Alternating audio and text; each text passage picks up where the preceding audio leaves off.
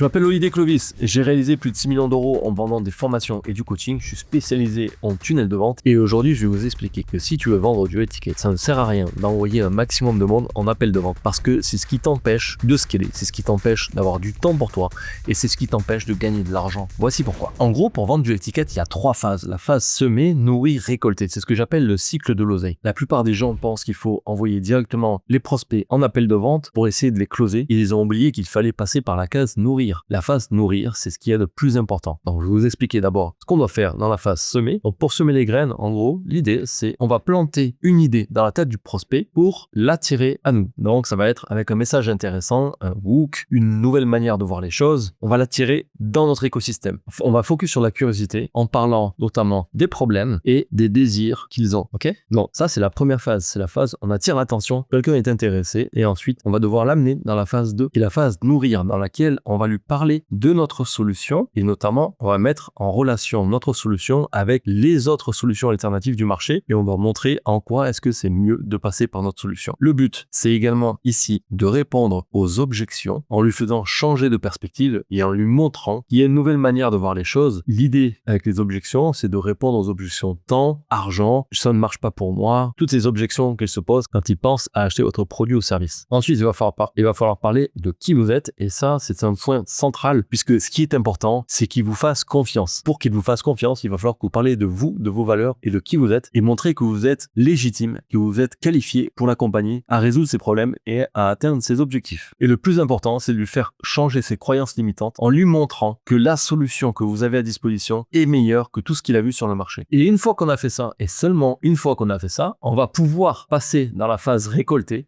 et c'est là qu'on va les envoyer sur des calls de vente si on vend avec du call.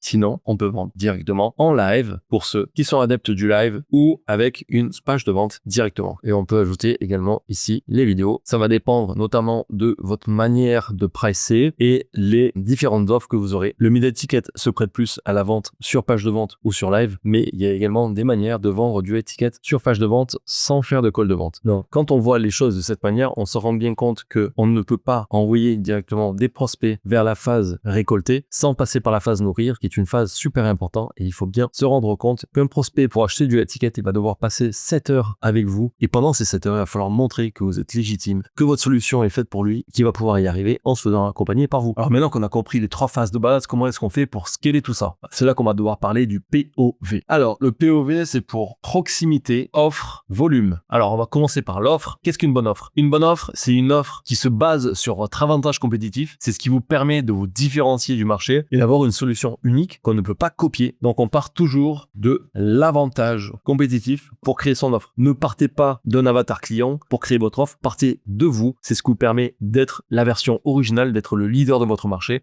parce que personne ne peut vous copier et les clients viennent à vous parce que vous avez quelque chose d'unique. Une fois qu'on a l'avantage compétitif, on va créer un mécanisme unique. Le mécanisme unique, c'est l'élément qui va vous différencier. C'est votre ingrédient secret qui fait votre signature. Une fois qu'on a ça, on va créer le positionnement autour de votre offre et de votre message. Il faut que votre message soit pertinent et s'adresse à la bonne personne, à un avatar client bien précis. Il faut être très précis dans votre niche. Essayez pas de parler à tout le monde. Plus vous allez être précis, plus vous allez avoir une niche restreinte, plus vous pourrez être leader de votre niche et être incontournable pour ceux qui ont le problème que vous ciblez. Alors, qu'est-ce que la proximité? Pourquoi je le mets dans les 3 piliers principaux pour le scaling? C'est que la proximité, c'est ce qui va vous permettre d'avoir la confiance de votre audience. C'est ce qui va vous rendre incomparable pour votre avatar client. Parce qu'une fois qu'il est proche de vous, qu'il se sent compris, entendu, il ne va pas voir ailleurs. Il va voir chez vous s'il a besoin de résoudre son problème. Le jour où il va se faire accompagner, ce sera par vous parce qu'il sera proche de vous et il se sentira compris. Alors, comment est-ce qu'on fait ça? Il va falloir parler de qui vous êtes. Et quand on parle de qui on est, on parle de ses valeurs, on parle de son histoire et on parle de ses convictions. Quand vous faites ça, vous allez attirer des personnes qui sont en match complet avec votre personnalité, qui ont les mêmes croyances que vous, les mêmes valeurs que vous. Et donc, s'ils ont besoin de travailler avec quelqu'un, s'ils doivent investir des milliers d'euros, ils le feront chez vous. Il faut bien comprendre qu'un prospect achète d'abord le coach plutôt que son offre. Alors l'offre, certes, elle est importante, mais la proximité et votre personnalité, il faut absolument que vous puissiez partager ça. Aujourd'hui, c'est ce qui va faire la différence parmi tous les autres coachs du marché. Si vous n'avez pas la proximité, alors vous êtes juste un coach de plus et c'est la proximité qui vous permet d'avoir des taux de conversion élevés. Maintenant, si on a juste la proximité et qu'on n'a pas de volume, alors on est juste un bon ami. Alors là, l'idée, c'est d'avoir assez de volume pour envoyer des leads tous les jours qu'on va faire passer dans notre contenu de proximité proximité pour ensuite vendre notre offre, d'accord? Et pour ça, il va falloir avoir de la publicité. Et dans la publicité, il va falloir de la fréquence. Donc, il faut qu'on répète le message, mais on ne peut pas que répéter le même message. Il va falloir avoir des messages différents, c'est-à-dire des angles différents. Et donc, ici, il nous faut une diversité en angles et en format, d'accord? Les formats, c'est différentes manières d'exprimer nos croyances, nos convictions. Ça peut être le format podcast, le format vidéo facecam, ça peut être le format micro-trottoir. Enfin, il y a des dizaines de formats. Il faut que vous trouviez différentes manières de parler de la même chose. N'oublions pas que ce qui va faire la différence, c'est qu'une personne a besoin de vous voir 11 fois, d'accord? 11 touches, qu'elle a besoin de consommer 7 heures de contenu et de vous voir à 4 endroits différents, d'accord? Donc ça veut dire elle va besoin de vous voir en vidéo, en email, en publicité, sur un podcast, sur un live.